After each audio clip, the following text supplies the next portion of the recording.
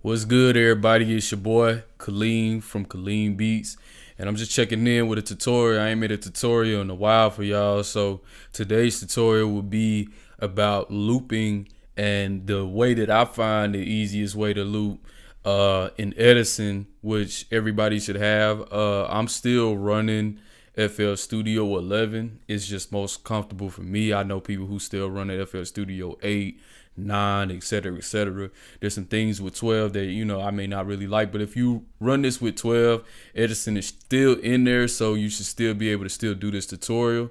But for starters, ignore this top part here. But for starters, you just want to go ahead and go right and click on Edison, and then when Edison open up, it should be blank.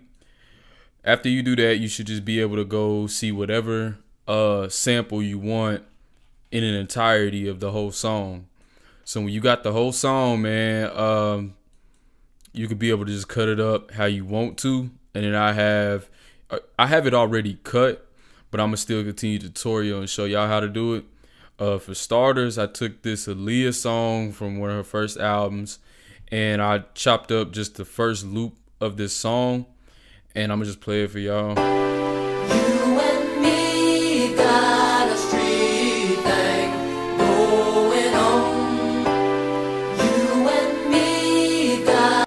And basically that's that, man. So for starters, what you want to do is when it's blank like it is, you want to go ahead and just highlight wherever you want to highlight. So for an example, I'm gonna just highlight another part of this. So I'm gonna move this and just listen to it and see if I can just get another loop from it.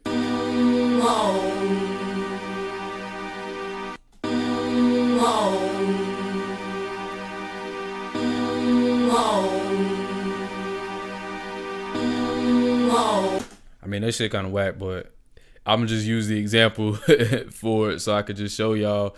So when you got it highlighted like this and you got the area that you want to change and loop, what you're gonna do is right click and go down to regions, and in regions, the third thing down you'll see, or you could just press Alt L. I just find it easier to right click and say set loop bow.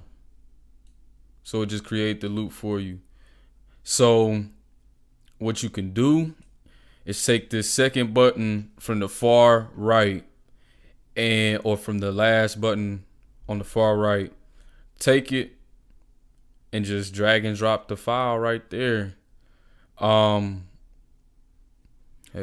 it's supposed to be, let me redo this because it's supposed to already have been looped. So what I'm gonna do is come in right here, redo it again, and then y'all be able to see it. Set loop.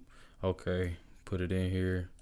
Bow. All right, and then you should be able to see two red lines depending on how your FL is set up, and as you click it, you be able to just have that loop. You know what I used to do with a lot of my samples, I used to go back and chop stuff in the red like this, because you could chop something in the red like this without creating a loop, like the right click regions, as add a loop, and then you can move it and move it over, but it ain't gonna have that loop set in there. So then from there, when you have that loop set in there, you can easily manipulate it, make it higher, lower. I mean, anything you want to do, really, you have the freedom to. I also know a lot of other producers that I work with, they have suggested slice X if you want to have particular tempo times. But for me, I like that freedom. Slice X, you can't really manipulate the tempo. It's kind of like you're stuck at one tempo, that's it. But, with this method, you can get, higher, lower, slow it up, speed it down, you know what I'm saying? Or slow it up, ain't no such thing, man. But you get what I'm talking about. But from here, it's just a regular C5 note. So I'm gonna let y'all just hear how I manipulated it with my little sounds or whatnot that I have in here. And then what I did was just, something slight, but, and that's how you go ahead and loop that, man. I appreciate y'all watching this tutorial. I will be dropping more tutorials. I will be dropping more beats, so be out on the lookout for that. I appreciate my subscribers. I love y'all. Thank y'all for the support, man, and appreciate y'all for watching this tutorial. I'm out.